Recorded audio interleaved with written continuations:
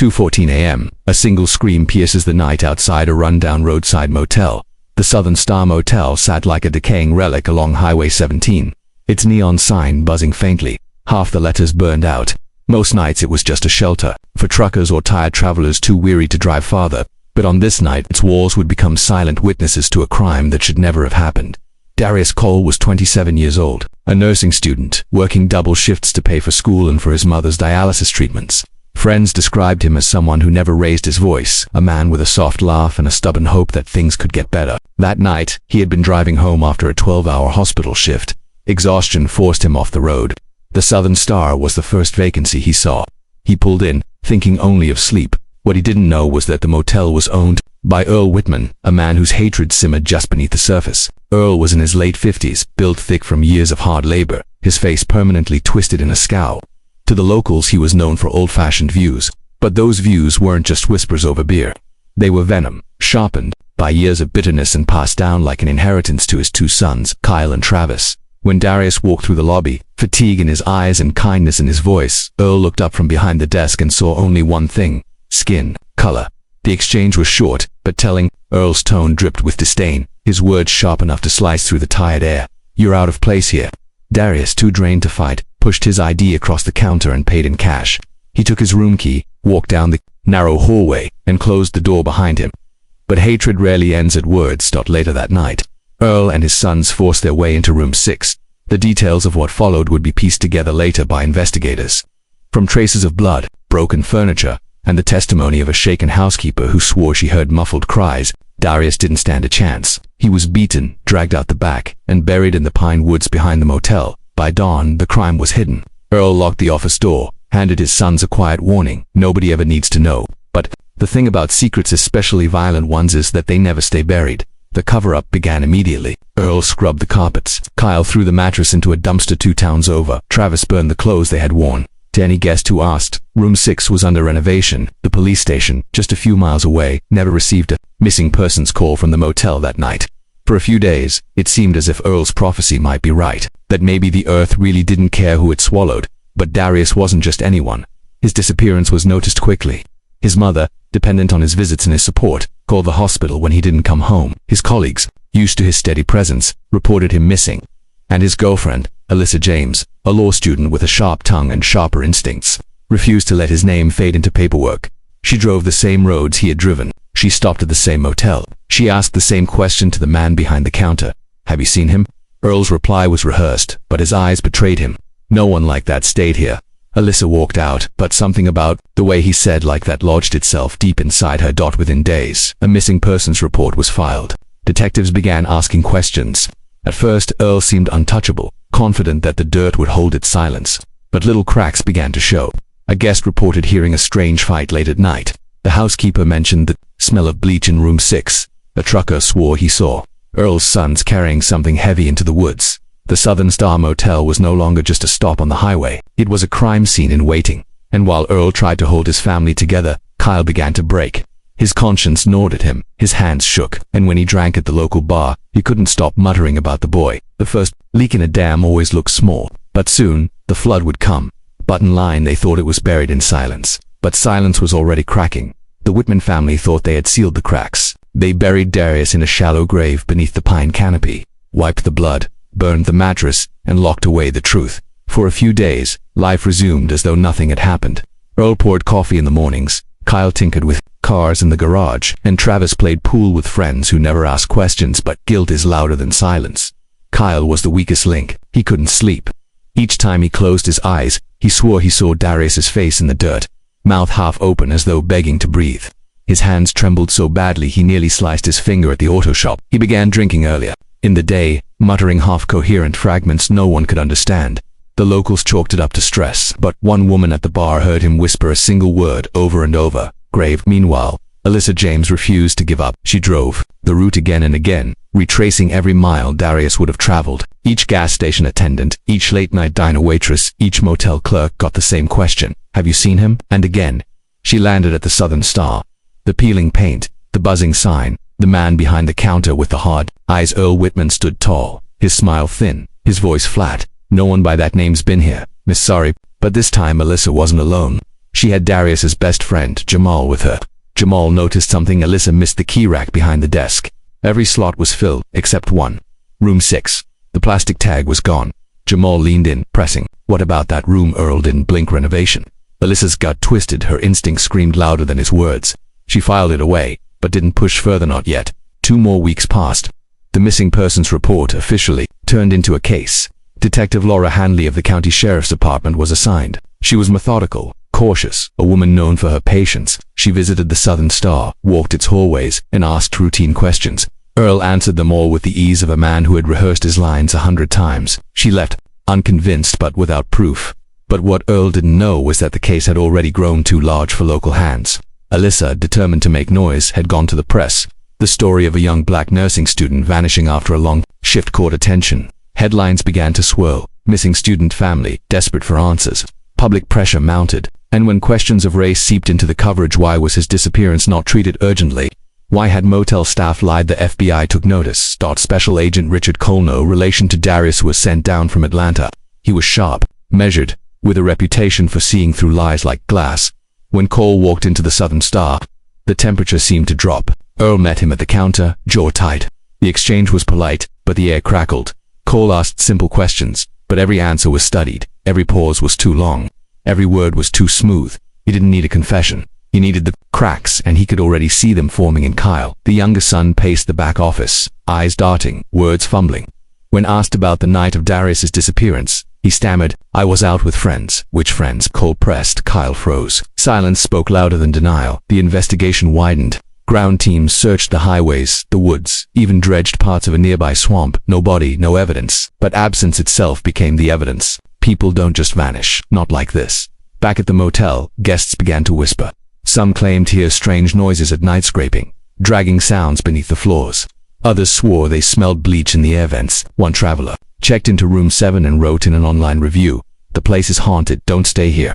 Business faltered. Earl cursed under his breath, calling the investigation a witch hunt. But behind closed doors, his grip on control was slipping. He snapped at Travis, belittled Kyle, and poured whiskey into coffee mugs just to get through the day. Kyle's unraveling quickened. He confessed to his girlfriend in a drunken haze. Half sentences, fragments of horror. "The woods, we put him there. I didn't want to." She panicked, broke it off, and quietly tipped off detectives. Suddenly, the family wasn't just facing suspicion, they were facing exposure. The FBI zeroed in on the motel grounds. Search dogs were brought in. Earl tried to stand tall, but sweat trickled down his back as agents combed through the pine trees. He barked at his sons to stay quiet, stay strong. But Kyle's resolve was cracking like brittle glass. And then came the first discovery. A torn piece of fabric, buried in loose dirt behind the motel. Dark stains, nearly invisible until tested. Blood. Human blood. It was enough to turn suspicion into certainty. The sheriff's department issued warrants. Agents moved in with measured force. Earl bellowed about rights and government, overreach. But his words echoed hollow. Travis shook as the cuffs clicked. Kyle wept openly, the sound of a man who finally realized the weight of what he had done. But Earl stayed silent, lips pressed tight, eyes like cold stone. In interviews, Kyle cracked further. The story spilled out in jagged fragments. A confrontation, a beating, a body dragged into the woods. Earl's voice ordering silence. Travis's hands digging the earth. The FBI now had motive, method, and testimony, but one thing was still missing. The body. Without it, the Whitmans could spin lies. Without it, defense attorneys could argue doubt. Without it, Darius would remain missing instead of murdered. And so the hunt intensified. Helicopters scanned from above. Dogs searched deeper. Ground radar pierced the soil. Day after day, nothing. Earl watched, smirking, believing that Earth had swallowed its secret for good. But Alyssa refused to let hope die. She came to the search sites every day, standing on the edges, eyes sharp, heart unyielding. "Find him," she whispered, again and again, like a prayer. On the 10th day, one of the dogs stopped at a cluster of pines. It barked, circled, dug. Agents rushed. The soil was loose, too loose for natural ground. They began to dig. And then, the smell, sharp, unmistakable, devastating. The shovel struck fabric. A hand emerged, pale and broken, reaching upward as though even death had tried to escape the dirt. The site went silent. Even the wind seemed to pause. Darius had been found. The Southern Star Motel was no longer just a crime scene. It was now the center of a storm. And the storm was only beginning. Bottom line, the truth was clawing its way out of the ground, and the world was finally watching. The discovery of Darius's body was not just evidence, it was an earthquake news. Cameras descended on the Southern Star Motel like vultures to carrion. Reporters jammed microphones into fences, shouted questions at agents, and aired every grim detail with somber voices. Breaking now, anchors said, the missing student has been found buried behind a roadside motel. 3 family members are in custody, but headlines were only the surface. Behind closed doors, the real war began. The interrogation room was cold, lit by a single buzzing fluorescent light. Kyle sat with his head in his hands, tears streaking down his cheeks. Across from him, Special Agent Cole leaned forward, voice steady but relentless. You don't want to carry this alone, son. Tell me who gave the order. Kyle sniffled, his voice breaking. It was Dad, he said. He said Darius didn't belong here, that he was out of place. Cole let the silence hang, letting the weight of the words sink in. Kyle continued, each word spilling like shards of glass. We didn't mean to, it wasn't supposed to. He told us we had to finish. It said no one would care if he disappeared. Every sentence painted Earl Whitman darker. Not just a motel owner, not just a racist hothead, but the orchestrator of murder. Yet Earl, when brought into the same room, was ice, arms crossed, eyes defiant. My sons are weak, he sneered. They'll say anything you feed them. You got nothing. No cameras, no witnesses, just dirt and lies. Cole didn't flinch. We have blood, we have testimony, and soon we'll have the whole story. The FBI dug deeper, literally and figuratively. They searched the Whitmans' home, uncovering torn clothing with bloodstains shoved into trash bags. They seized cell phones and computers. And in Travis's phone, they found what Earl never anticipated. A photo, taken the night of the murder, blurry, dark, but unmistakable. The outline of Darius's face half buried. The image leaked, not through official channels, but from a source inside the sheriff's office. Within hours, it was everywhere. Social media ignited, hashtags blazed, hashtag justice for Darius. Protests erupted outside the courthouse. Chants pierced the air. Say his name. Say his name. The Whitmans weren't just a family anymore. They were a symbol, a reminder of every black life erased, every family broken, every silence enforced by fear. Alyssa James stood at the center of it all. She gave interviews, her voice cracking but resolute. My brother was more than a victim. He was studying to heal others. He had dreams, and they took them away because of hate. Her words ignited more than sympathy. They ignited fury. The FBI used the pressure to their advantage. Travis, the middle son, was the next to break. Under the relentless grind of questioning, he confessed. I held him down. I didn't want to, but Dad said if we let him go, he'd ruin us. He said no jury would ever believe him over us. Cole leaned back, every piece falling into place. So you chose fear over humanity. Travis dropped his head. Shame is heavier than chains. The prosecutors built their case brick by brick. Murder, conspiracy, obstruction, hate crime, each charge added weight to the Whitmans' collapse. But Earl refused to bend. From his cell, he crafted a narrative. We're being persecuted, he wrote in letters smuggled to friends. The government wants to make an example out of us. My boys were tricked. He painted himself as a victim of a political witch hunt, and disturbingly, some believed him. On the fringes of the internet, forums lit up with posts defending the Whitmans, good family men, protecting their property. The media's lying again. The divide grew sharper. On one side, justice. On the other, denial. Inside the FBI, Cole pushed for airtight evidence. Motive wasn't enough. Testimony wasn't enough. They needed the unshakable truth. And then came the breakthrough. Forensic teams recovered Darius's phone from a creek bed near the motel. The device was waterlogged, cracked but not dead. Data specialists went to work pulling fragments, rebuilding files. What they uncovered was devastating. The phone had recorded audio that night, a pocket recording, triggered accidentally when Darius tried calling Alyssa moments before the confrontation. The tape was raw, muffled, but clear enough. Voices arguing, Darius shouting, I just want to rest. Kyle yelling back, Travis cursing. And then Earl's voice, cold and final, end it now. The room fell silent when the recording was played in court. Jurors stiffened. Reporters scribbled furiously. Alyssa sobbed quietly, clutching her mother's hand. And Earl, for the first time, he blinked at the tape. Didn't just prove guilt, it proved intent.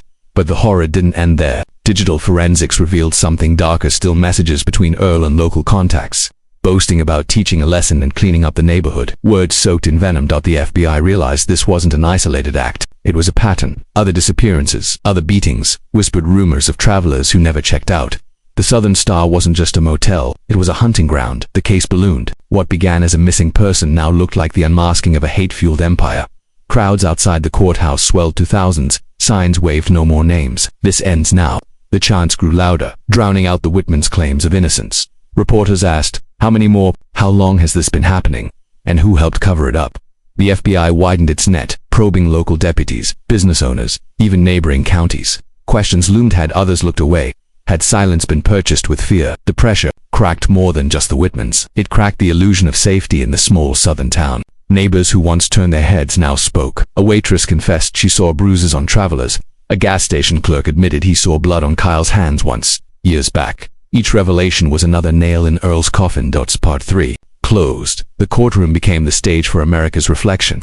On one side, a grieving family armed with truth. On the other, a legacy of hate unmasked by its own arrogance. And at the center, one question pulsed through the nation like a heartbeat.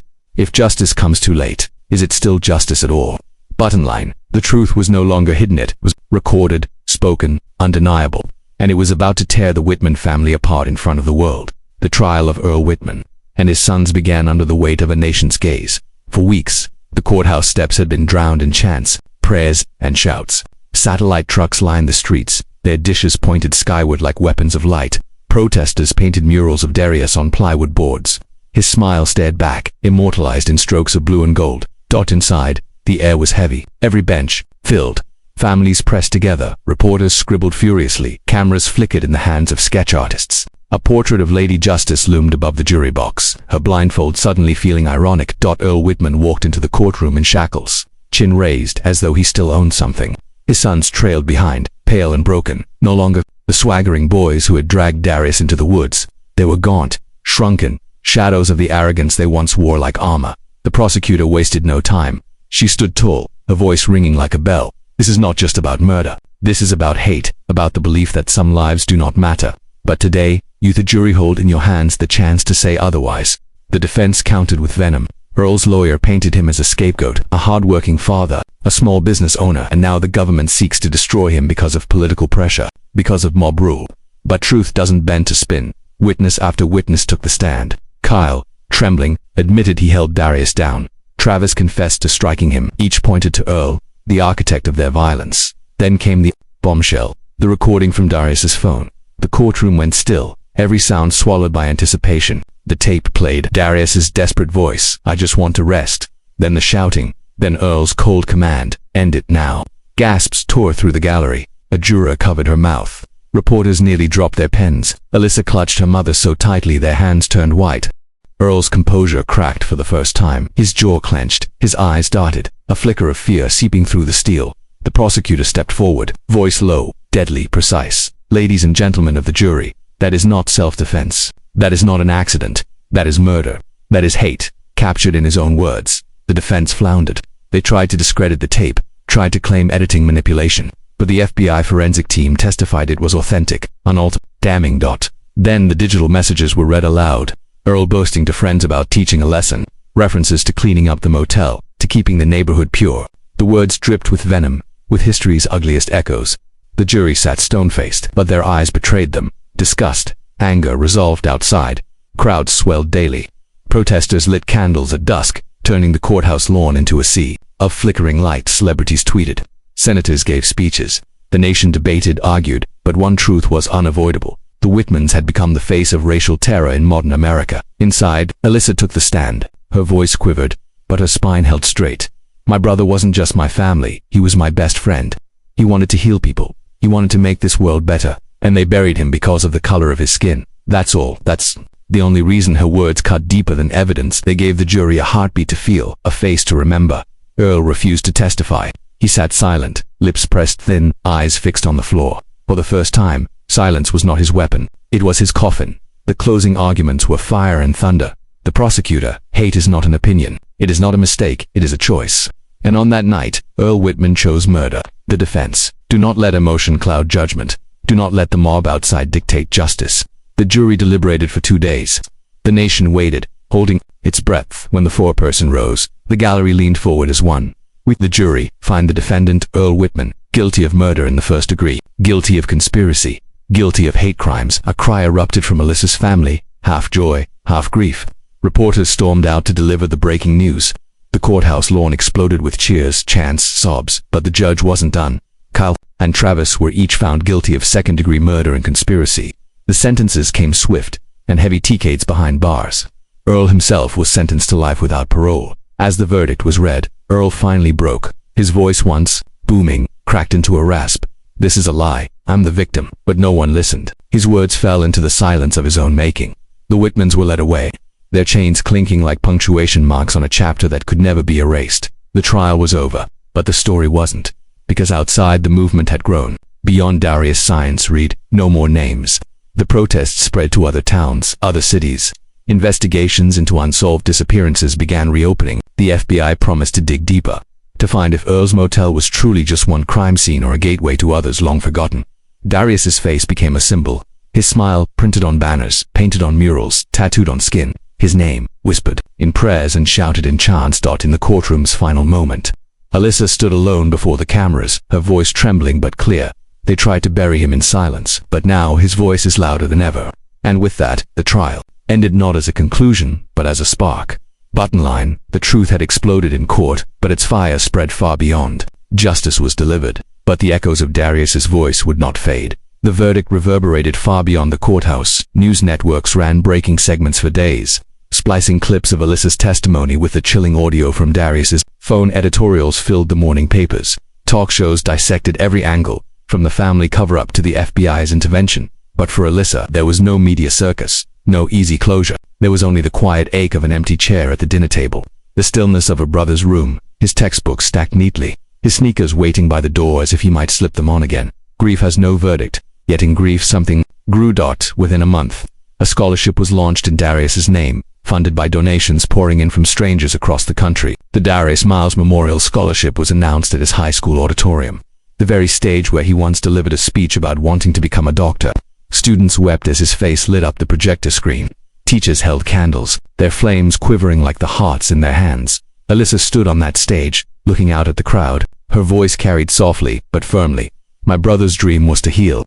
And even though his hands were silenced, his dream will heal through others." The room erupted in applause. Some cried, some prayed. And in that moment, his death carried a purpose no verdict could touch. Meanwhile, the FBI widened its net. They dug into the Whitman family's past, unearthing connections to other violent incidents around their motel. Reports surfaced of missing persons cases stretching back years, cases that had been ignored, dismissed, or quietly filed away. Now, those files burned with new life. The motel was bulldozed in late spring.